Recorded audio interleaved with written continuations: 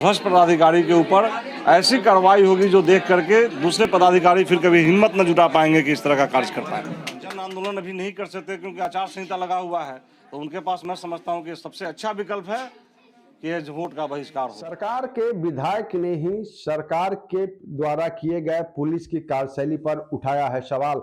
कहा है न्याय नहीं मिलेगा तो लोग नहीं करेंगे वोट। नमस्कार, मैं मणिभूषण शर्मा और आप देख रहे हैं न्यूज फाउंडेशन। आपको बताते चले कि दरअसल पूरा मामला मुजफ्फरपुर जिले के गयाघाट थाना क्षेत्र के मैटी गांव का है, जहां 4 अप्रैल को बीते दिनों 4 अप्रैल को गयाघाट थाना अध्यक्ष के द्वारा शराब मामले को लेकर एक महिला के घर में घुसकर और महिला और बच्ची के साथ मारपीट करने का जो है मामला सामने आया था, जिसके बाद वहां के स्थानीय लोग और महिला के द्वारा कई तरह के गंभीर आरोप जो है वह गयाघाट थाना अध्यक्ष पर लगाया गया था। जिसके बाद मुजफ्फरपुर से लोकसभा के प्रत्याशी जो है बीजेपी के राजभूषण निषाद, वह वहां पहुंचे थे पीड़ित परिवार से मिलने बीते दिनों, जहां उनको स्थानीय लोगों के आक्रोश का सामना करना पड़ा था। जिसके बाद उन्होंने आश्वासन दिया था कि थानेदार पर कार्रवाई होगी। जिसके बाद कल एक बार फिर मुजफ्फरपुर से के साहेबगंज क्षेत्र से बीजेपी के विधायक राजू सिंह पहुंचे वहां पीड़ित परिवार से मिलने। जिसके बाद वहां गयाघाट थाने का घेराव करने स्थानीय लोग जो पहुंचे थे उनका समर्थन करने में उतरे राजू सिंह।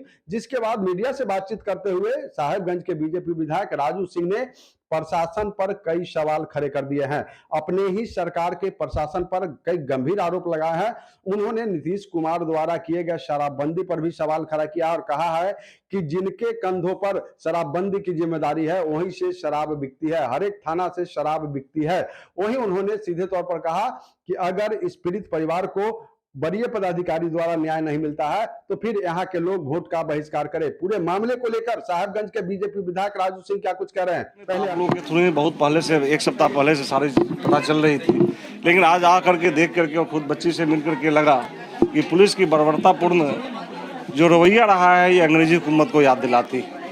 आज तो अभी आचार संहिता चल रहा है और खास करके हम लोग एक संवैधानिक पद पे हैं, इसलिए बहुत कुछ बोल करके पब्लिक को भड़काना उकसाना नहीं चाहते, लेकिन इतना जरूर आश्वस्त करना चाहेंगे परिजन को कि बहुत ही जल्द ऐसे भ्रष्ट पदाधिकारी के ऊपर ऐसी कार्रवाई होगी जो देख करके दूसरे पदाधिकारी फिर कभी हिम्मत न जुटा पाएंगे कि इस तरह का कार्य कर पाएंगे। और मैं बहुत ही जल्द, आज मैं आया हूं यहाँ पर, इस परिवार से मिला हूं। अभी एसपी का आश्वासन मिला है कि जो जिन लोगों के ऊपर चौकीदार के कहने पर केस वगैरह हुआ था वो सब लोग घर पे आवें, जब तक उनसे सरिये जांच नहीं होगी किसी की गिरफ्तारी नहीं होगी। और एसपी साहब ने आश्वस्त ये भी किया है कि पुरुषोत्तम यादव के ऊपर कार्रवाई भी होगी। मैं देखता हूं अगर 24 घंटे 1-2 दिन के अंदर कार्रवाई नहीं होती है तो फिर संवैधानिक दायरे में रह करके और जो एक जन आंदोलन होता है उसकी शुरुआत की जाएगी और पुरुषोत्तम यादव को जेल के अंदर भेजा जाएगा। एक इस तरह की महिला पर, इस तरह की औरत पे, जो एक लड़की पे 16 साल 17 साल की लड़की पे जो इसने जो जुल्म ढाया है, इसका प्रतिकार हम सब मिल करके गयाघाट की जनता के साथ मिल करके हम लोग करेंगे। ग्रामीणों का कहना है कि चौकीदार नशे की हालत में रहता था और ग्रामीणों के विरोध के कारण चौकीदार जो है वो थाना। निश्चित मैं भी जाना हूं और आज मुझे इस बात को जान करके आश्चर्य लगा है, हर जगह पे ये पुलिसकर्मी जो हैं, एसएचओ जो हैं, चौकीदार को ही मुंशी बनाते हैं, चौकीदार से गाड़ी चलवाते हैं, चौकीदार के परिजन से, उसके भाई से गाड़ी चलवाते हैं। और खास करके पुरुषोत्तम यादव मेरे भी थाने में साहेबगंज और पारू रह चुका है। मैं इस थानेदार को जान रहा हूँ किस तरह से थानेदार हैं। आप लोगों को बताना चाहता हूँ कि निश्चित रूप से कोर्ट, हाई कोर्ट संज्ञान ले चुका है और 15-20 दिनों के अंदर ये तो जेल के सलाखों के अंदर रहेगा ही। लेकिन आप तमाम लोगों के माध्यम से मैं खास करके अपने बड़े सीनियर पुलिस पदाधिकारी को कहना चाहता हूँ कि सरकार की चिट्ठी है, होम का लेटर है कि किसी भी चौकीदार से मुंशी का काम न करवाया जाए। और यहाँ पे चौकीदार से मुंशी का काम करवा करके, और चौकीदार जब दारू के नशे में पकड़ा जाता है तो ये सरकारी पदाधिकारी सब के सब कसम खाए थे, तो सरकारी पदाधिकारी पर ऐसा नहीं होना चाहिए कि वो गए और फिर 24 घंटा में छूट के चले आए। उसके ऊपर क्या कार्रवाई हो रही है, मैं भी यहाँ आपसे हटूंगा, फिर हमारी एसपी से भी बात होगी, आईजी से बात होगी, होम सेक्रेटरी से भी बात करूंगा। और ये विश्वास दिला के जाता हूँ कि इस गयाघाट की धरती पे मैं नेतागिरी करने नहीं आया हूँ, यहाँ पे समाज में सामाजिकता के नाते आया हूँ और जमात के साथ रह करके ऐसे भ्रष्ट पुलिस पदाधिकारी को तोड़ करके रखूंगा, ऐसे भ्रष्ट पदाधिकारी को सजा दिला करके रखूंगा। मामले को लेकर के डीएसपी साहब से आपकी बात हुई? नहीं, मेरी बात समूह से हुई है, लेकिन सब के सब कहीं ना कहीं पुलिस वाले अपने पुलिस वाले को बचाना चाहते हैं। मैं उन लोगों से बातचीत हो रही है, उन लोगों को समझाने की कोशिश कर रहा हूँ। अगर वो नहीं समझेंगे तो ये पुलिस वाले सब उस दायरे में आएंगे। एक बताइए, इस तरह की अविवाहित बच्ची के साथ इस तरह का घटना होना, वो बोल नहीं पा रही, वो बोल रही यहाँ से अपनी कपड़ा दिखा रही है, यहाँ से घसीट करके बाहर ले जाया गया, उसके साथ अश्लील हरकतें की गई। वो बोल नहीं पा रही है, रो रही है, और उसके बाद भी पुलिस सोई हुई है। ये समझ में नहीं आता यहाँ की पुलिस को। और मिटाने के लिए मोबाइल भी फोड़ा गया। बिल्कुल साक्ष्य मिटाने के लिए मोबाइल फोड़ा गया, लेकिन उसके कपड़े वगैरह साक्ष्य मिटाने के लिए पर्याप्त, साक्ष्य बताने के लिए पर्याप्त हैं। मैं अभी लोगों से, उनके परिजन से भी आग्रह किया हूँ, यहाँ के लोगों से आग्रह कर रहा हूँ कि आप लोग इसको लेकर कोर्ट में जाकर के बयान करवाएं, और बयान करवाने के बाद में आचार संहिता के कारण हम लोग अपनी सीमाएं में रहते हुए और इस भ्रष्ट पुलिस पदाधिकारी के ऊपर जो भी कार्रवाई करनी होगी करेंगे।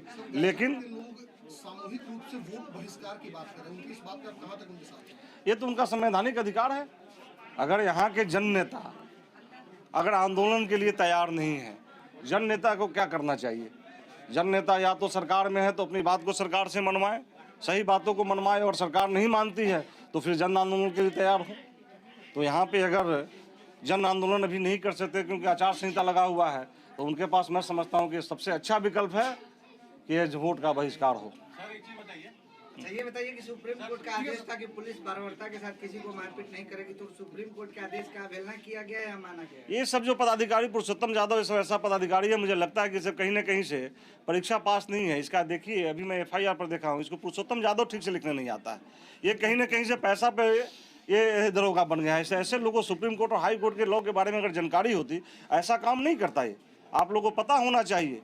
आज से मात्र 4-5 महीना पहले ये देवरिया थाने में, जब ये पारू थाने का पदाधिकारी था, उस समय इसकी मार से वहाँ पे 2 व्यक्ति मर गए।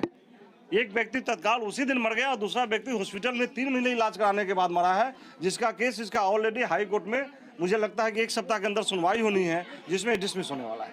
एक आरोप और लग रहा है कि ये छापेमारी के दौरान पुलिस बल और महिला बल के साथ आते हैं, लेकिन पुरुष वो महिलाओं के साथ अभद्रता करते हैं। ये कहीं से भद्र है ही नहीं, और अभद्रता की हद तो इतनी पार कर गई है कि मुझे यहाँ पे आप लोगों के द्वारा और कुछ पार्टी के कार्यकर्ताओं के द्वारा पता चला है कि ये व्यक्ति कहीं थाने पे लोगों को बोलता है कि मैं तो पारू से राजू सिंह को शांत करके चला आया, तो यहाँ पर लोग क्या है। लेकिन उसको पता नहीं कि राजू सिंह क्या उसके साथ करने वाला है, शायद उसको पता नहीं है। और इस भद्र पुलिस के सामने, अभद्र पुलिस के सामने भद्रता की बात करना बेईमानी होगी। इसलिए पुरुषोत्तम यादव के बारे में मैं आप लोगों के माध्यम से आग्रह करना चाहूँगा सरकार के तमाम आला अधिकारियों से कि ऐसे पदाधिकारी को रख करके सरकार की छवि को धूमिल न करे, जल्द से जल्द ऐसे पदाधिकारी को बर्खास्त करें। आपकी डबल इंजन की सरकार चल रही है, तो क्या लग रहा है? नहीं, डबल इंजन की सरकार चल रही है। इंसाफ के लिए कहीं कहीं अपने घर में भी, अगर घर के परिवार में लोगों के द्वारा अगर गलत किया जाता है तो अपना प्रतिकार जरूर बताना चाहिए। इसलिए हम सरकार के लोग जरूर हैं, लेकिन सरकार में हमारी बात नहीं मानी जाएगी तो हम अपने सरकार में, अपने दायरे में रहते हुए, संविधान के दायरे में इसका प्रतिकार जरूर करेंगे। पुलिस वाले की गुंडागर्दी पे हर बार हम लोग को आंदोलन करना पड़ेगा क्या? एक बार का तो केस है नहीं, हर बार ऐसा ही होता है। देखिए अगर इसके पीछे रीजन क्या है? अगर 1857 से आंदोलन शुरू नहीं होती तो 1947 में आज़ादी नहीं मिलती। अगर आपके जैसा सोचने वाला लोग होता तो 100 सालों के बाद जाकर के आज़ादी मिली थी।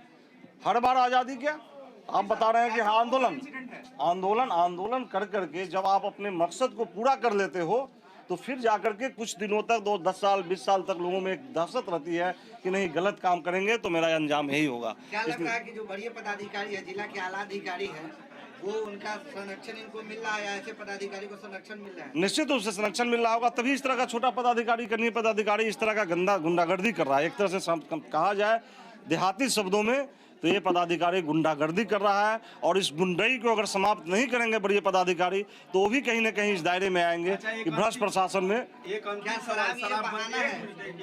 सवाल, शराबबंदी के आड़ में पुलिस जो है वो मिलीभगत करके जो रात्रि में जो घरों में घुसती है, जो जिस तरह से बिहार में आमतौर पर देखा जा रहा है, ये निश्चित रूप से शराबबंदी के आड़ में पुलिस के बड़े पदाधिकारियों की बात नहीं बताऊंगा, लेकिन चौकीदार और नीचे जो SI वगैरह हैं, ये सब के सब मालोमाल हो रहे हैं और गलत लोग पैसे कमा रहे हैं। और इसी तरह चौकीदारों के द्वारा वेंडर ठीक करके काम कराया जा रहा है। मैं आप लोग के माध्यम से बड़े पदाधिकारियों के कान में आवाज़ देना चाहता हूँ कि आप इसकी जाँच कराओ।